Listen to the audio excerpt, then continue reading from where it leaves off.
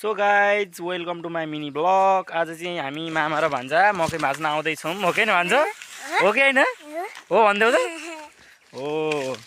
त्यसैले आज हामी मकै भाँच्न आउँदैछौँ। हाम्रो मकै चाहिँ रुङ्न नसक्ने अवस्था भइसकेको छ। रुङ्दा रुङ्दा थाकियो। स्यालले मकै खाएर ध्वस्त। मकै पनि खासै छिपिएको चाहिँ छैन। यतिको मकै छ। अब भाँच्न बाध्य। यता आऊ त भान्जा? लु हिँड मकै भाँच्न हिँड। हामी मकै भाँच्न जाँदैछौँ गाइज, जाँदैछौँ। हामी तपाईँहरूलाई देखाउँदैछौँ। स्यालले मकै खाएको देखाउँदैछौँ। हेर्नुहोस् त गाइज, हाम्रो मकै यसरी खाएको छ स्यालले। त्यसैले आज हामी मकै भाँच्दैछौँ। मकै त खासै पाकेको होइन, त्यही पनि अब भाँच्नु पर्यो, के गर्नु। यस्तै छ है गाइज, हाम्रो मकै यस्तै छ।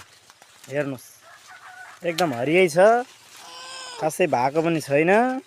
त्यही पनि हामी भाँच्न बाध्य भयौँ। अब मामा र भान्जो भाँच्न थालियो। हो कि भान्जो? या सर नो? यस।